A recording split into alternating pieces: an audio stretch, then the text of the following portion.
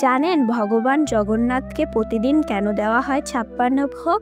এর পেছনে লুকিয়ে আছে এক প্রেমময় কাহিনী। দাপর যুগে শ্রীকৃষ্ণের কথায় বৃন্দাবনবাসী ইন্দ্রের পূজা বন্ধ করে গোবর্ধন পর্বতের পূজা করে। এর ফলে ইন্দ্রদেব ক্রুদ্ধ হয়ে প্রবল বৃষ্টি বর্ষণ করেন। ডুবে যেতে বসে গোটা গ্রাম। তখন শ্রীকৃষ্ণ কনিষ্ঠ আঙুলে তুললেন গোবর্ধন পর্বত। ৭ দিন ৭ রাত্রি ছায়ার মতো রক্ষা করলেন গোপগোপীদের। কিন্তু এই ৭ দিন ভগবান কিছুই খাননি। আর তিনি তো দিনে ৮ বেলা আহার করতেন। ৭ দিন ৮ বেলা অভুক্ত থাকেন, অর্থাৎ ৫৬ বেলা অভুক্ত থাকেন শ্রীকৃষ্ণ।